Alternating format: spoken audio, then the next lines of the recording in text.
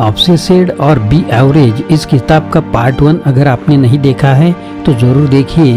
Be obsessed, डर को डराने की कला, पार्ट 2 में आप सभी का स्वागत है।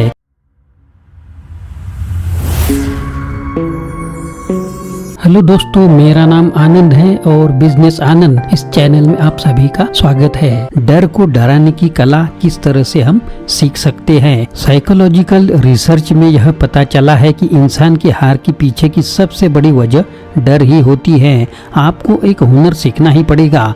वो हुनर है कि डर को आखिर कैसे डराना है।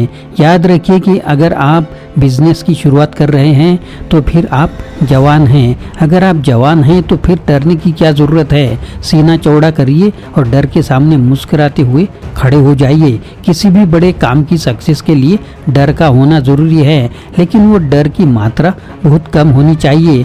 यूँ डर इतना होना चाहिए कि आपके अंदर एनर्जी का फ्लो बढ़ जाए। लेकिन अगर वो डर आपकी सफलता के बीच में मुश्किल पैदा कर रहा है तो फिर आपको जंगल के शेर का स्वभाव अपने अंदर लाना ही पड़ेगा। अगर आपके बिजनेस में या बिजनेस के सफ़र में डर बार बार आपके सामने आ रहा है तो फिर आप समझ जाइए कि ज़िंदगी में आप आगे बढ़ रहे हैं। बढ़ते जाइए, गोल्स की तरफ देखिए और सोचिए कि क्या ये डर काफ़ी है सुस्त बैठकर काम बंद कर देने के लिए। अपने जवाब की तुलना अपने गोल्स के साथ करिए, फिर देखिए कि किसका कद ज़्यादा बड़ा है। क्या आप गोल बड़ा है आपका गोल, तो यह ज़रूर सोचिए। अगर आपका गोल बड़ा होगा तो फिर आपको डर के साथ खेलने में मज़ा आने लगेगा।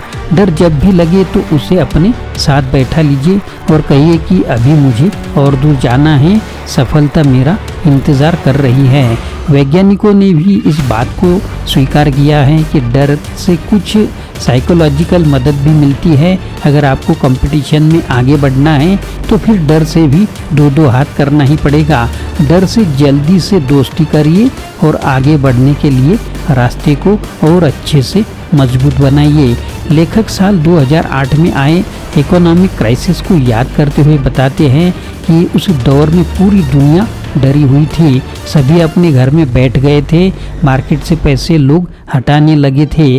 तभी मैंने सोचा कि इस समय का मुझे फ़ायदा उठाना ही चाहिए। मैं ऐसे डर कर घर में बैठ नहीं सकता हूँ। आज नहीं तो कल फिर से दुनिया उठकर खड़ी होगी। तब तक मुझे अपने बिजनेस को खड़ा कर लेना चाहिए। फिर मैंने उस क्राइसिस का सही इस्तेमाल करने का फैसला कर लिया। पैसों के इस्तेमाल की कला को सीखना बहुत ज़रूरी है। क्या आप सक्सेस को नापने का तरीका जानते हैं? कैसे आप जानते हैं कि आप सफल हो रहे हैं या फिर नहीं? लेखक बताते हैं कि सफलता को नापने का एकमात्र रास्ता ग्रोथ ही होता है। जितना आप ग्रो करेंगे उतना ही आप सफल माने जाएंगे। क्या आप आज के दिन कल से ज़्यादा ग्रो कर रहे हैं? अगर आप हर रोज़ ग्रोथ कर रहे हैं तभी आप सफलता की तरफ तेज़ी से बढ़ रहे हैं। कई लोग ये सवाल भी करते हैं कि डर हानिकारक होता है तो उसे दूर कैसे भगाया जाए। इसका जवाब बहुत आसान है। डर हानिकारक कभी नहीं होता है।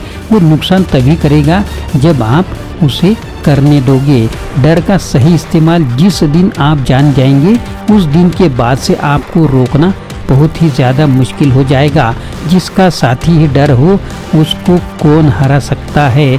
अगर आपको कोई हरा नहीं सकता है तो फिर विजेता तो आप ही हुए। अब आते हैं सब्जेक्ट के ऊपर कि पैसों का सही इस्तेमाल क्या होता है। अपने आप से एक सवाल करिए कि पैसों का सही इस्तेमाल क्या होता है। क्या पैसों को सेव करना ही उसका सही इस्तेमाल है? जवाब नहीं है। Saving is not always good. अगर आप बिजनेसमैन हैं तो फिर पैसों का सही इस्तेमाल सेविंग नहीं है। अगर पैसा आपकी आगे बढ़ने में मदद नहीं कर रहा है तो फिर वो पैसा आपके किसी भी काम का नहीं है। पैसा तभी आपके काम आ सकता है जब वो आपको आगे बढ़ने में मदद करेगा। इस किताब के लेखक आपको सजेस्ट करते हैं कि अपनी कमाई का 30 से 40% अपने बिजनेस को आगे बढ़ाने में इन्वेस्ट करना चाहिए। जो पैसा आप अपने बिजनेस के ऊपर लगाएंगे वही पैसा आगे जाकर आपकी मदद करेगा। याद रखिए एक फार्मूला, पैसा उसी की मदद करता है जिसके पास उसको यूज करने का सही तरीका होता है। अगर आपको पैसे को यूज करना आता है तो फिर पैसा आपको रंग से राजा बना सकता है। जो आपको हेट करते हैं उनको अपने जुनून का हिस्सा बनाइए। कैसे बनाइए तो ध्यान से सुनिए। बिजनेस कैसे काम करता है, जैसे जैसे आपके पास सक्सेस आती जाएगी आपके क्रिटिक्स भी बढ़ते जाएंगे, समीक्षक के साथ ही साथ आपके विरोधी भी बढ़ते रहेंगे। इसके लिए आपको समझना चाहिए कि बिजनेस ऐसे ही काम करता है। आज का दौर सोशल मीडिया का दौर है। आज के समय में हेट करने वालों का जन्म भी होता है। अब सवाल ये उठता है कि उनका सामना कैसे करना है। इसके पीछे का जवाब ये है कि उन्हें एक्सेप्ट कर लीजिए, उनका धन्यवाद दीजिए कि उन्होंने अपना कीमती समय निकालकर आपके ऊपर ध्यान दिया है। अगर लोगों का ध्यान आपके ऊपर जा रहा है तो इसका मतलब साफ साफ है कि आप सफल हो रहे हैं। इसके पहले वाले अध्याय में आपको मैंने पिछले वीडियो में बताया था कि सफल होने का मतलब होता है कि आप ग्रोथ कर रहे हैं।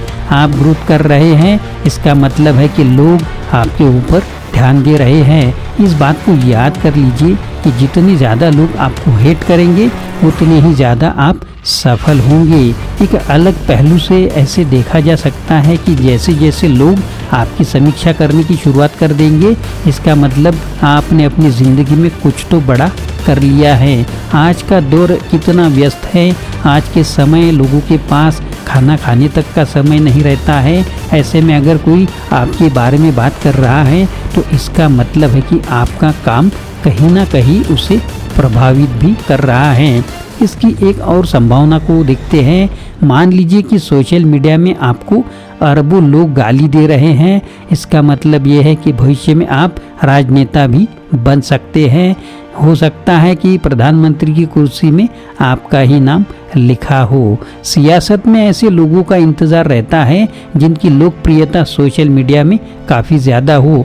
इसलिए अपने काम को करते समय कभी भी ये मत सोचिए कि लोग आपको सोशल मीडिया में ट्रोल करने लगेंगे। अगर लोग ट्रोल नहीं करते हैं तब आपको सोचना चाहिए कि आखिर क्या कमी रह गई कि लोगों ने अपना समय मेरे काम को नहीं दिया।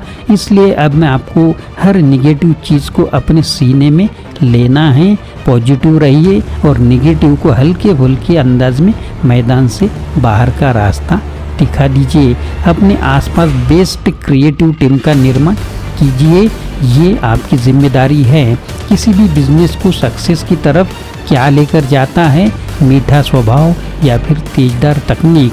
इसका जवाब है कि आपके पास तेजदार तकनीक होनी चाहिए। अगर आप खुद क्रिएटिव हैं तो फिर आपका काम आसान हो जाएगा। लेकिन अगर आप क्रिएटिव नहीं हैं तो फिर आपके आसपास बेस्ट क्रिएटिव लोगों की टीम को रखिए। जितनी बेहतर आपकी टीम होगी उतना ही बेस्ट आपका बिजनेस होगा। क्या बिना सेना के और हथियार के किसी भी जंग को जीता जा सकता है? नहीं। अगर आपके पास सेना ही नहीं है तो फिर आपको जंग में विजय कैसे मिलेगी? जंग हो या बिजनेस या फिर कोई भी खेल की जीत तब तक नहीं हो सकती जब तक कि आपके पास शानदार टीम ना हो। अगर आपको अच्छे लोगों को हायर करने में थोड़ा पैसा ज़्यादा भी देना पड़े तो भी पीछे मत हटिए। सबसे पहली तकनीक आप ये भी इस्तेमाल कर सकते हैं कि मार्केट की बेस्ट सैलरी ऑफ़र कीजिए। इससे फ़ायदा ये होगा कि उस इंडस्ट्री के बेस्ट लोग आपके पास आएंगे। कई लोग तो दूसरी कंपनियां छोड़कर भी आपके पास आएंगे। अब फैसला आपको करना है कि घोड़ों के साथ रेस में जाएंगे या फिर गधों के साथ। एक बार जब आपके पास अच्छी टीम तैयार हो जाए तो उसके आपकी जिम्मेदारी है कि आप उस टीम का ख्याल भी रखें। इस किताब के लेखक बताते हैं कि आपके पास ये हुनर होना चाहिए कि अपनी टीम को कंफर्टेबल माहौल दे। कहा गया है कि बेस्ट क्रिएटिविटी तभी निकलती है जब काम करने वाली जगह में सुकून के साथ पेशेंस भी हो। इसलिए शुरू के अध्यायों में आपको बताया गया था कि अपने अंदर जुनून को कभी भी ख़त्म मत होने दीजिएगा। जब आपकी टीम को आपके अंदर आपका जुनून दिखेगा तो वो भी काम को पूरी शिद्दत से करेंगे। अगर आप चाहते हैं कि आपकी टीम के अंदर एनर्जी बनी रहनी चाहिए तो फिर उनको आपके अंदर भी बहुत ज़्यादा एनर्जी दिखनी चाहिए। जितना प्यार और शिद्दत आप अपने काम को दिखाएंगे, आपकी टीम भी ठीक वैसा ही आपका काम दिखाएगी। बड़ा सोचिए, ताकतवर टीम बनाइए, डर से दोस्ती कीजिए, खुद को चैलेंज करते रहिए और आगे बढ़ते रहिए।